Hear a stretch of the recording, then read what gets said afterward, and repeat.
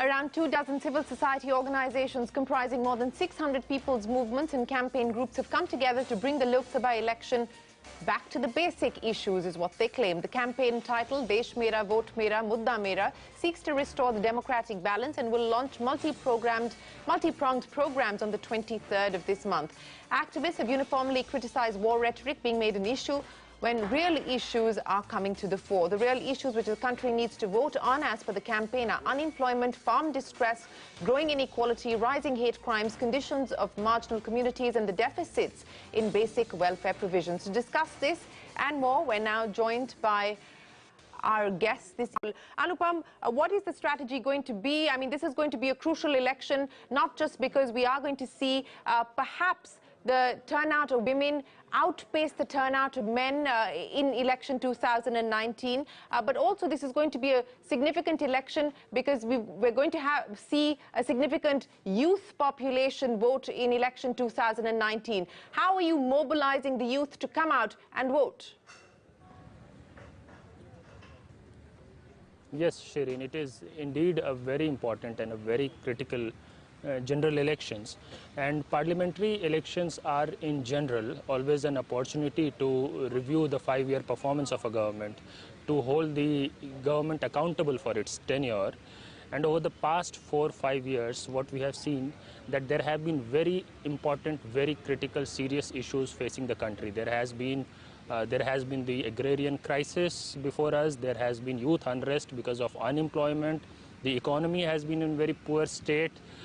Issues related to environment, black money, demonetization, so many of things which should have been the central focus of discussion when we are in the midst of such an election. But unfortunately, in the last 1 month, and look, just in the month of December, January, people like us were continuously saying that probably this would be one of the rare general elections where farmers and unemployment would be an important issue. These elections would be contested on the issue of farmers and youth. But unfortunately, in the last 1 month, post-Pulwama and Balakot, what we have been seeing is that the complete narrative is being hijacked by the ruling party led by Mr. Narendra Modi, where issues of our Lok Sabha elections are being dictated from Pakistan. I would say that issues which citizens of India should be deciding are not at the forefront. So this campaign, which has been aptly named Desh Mera, Vote Mera, Mudda Mera, और जो हमारे मुद्दे हैं, the real issues, the people's issues should come on the foreground, and for that we are planning to hold programs across the country on the 23rd of March on the Shahidi Divas, where various social groups, civil society groups and people's movement have come together to highlight what the real issues are. And whoever wins these elections, it's not important who exactly goes on to win these elections. What is important is that these elections be contested on real public people's issues. That is what we are focusing on. Issues need to be dealt with. Anupam, you know, in terms of the promises that have already been made, for instance, at least some of the opposition leaders, for instance, the Congress party is holding out the promise of a minimum income guarantee for the poorest of the poor households. There's also the talk of a universal health care. We've already seen this government roll out the Ayushman Bharat. I would imagine that there's going to be a lot of conversation around jobs, but how they intend to deliver on that promise, one still has to wait to see. From the perspective of the youth, what do you believe is likely to gain traction? Shereen, this government came with a promise of providing 2 crore jobs annually. They promised that after the 10-year tenure of UPA, which saw jobless growth, the NDA government would create 2 crore jobs annually and would generate an atmosphere where jobs could be created.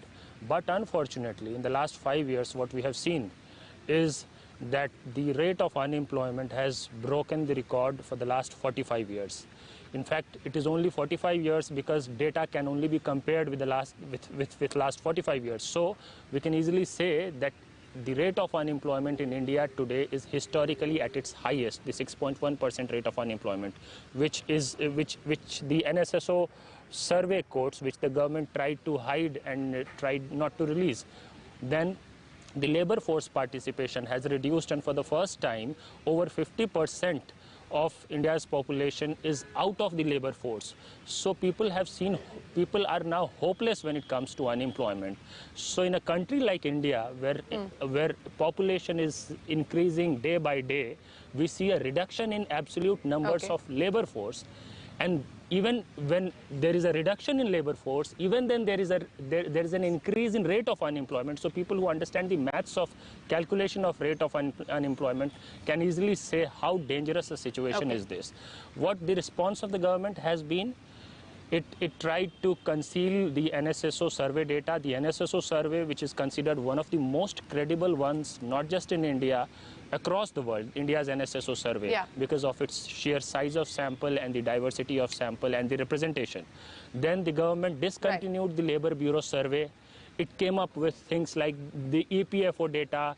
The Niti Aayog then came up with, in defense of bringing logic, like there are Ola drivers, Uber drivers. The Auto Manufacturing Association has given data as of how many sale there has been. So we have seen absurd logic being made by this government.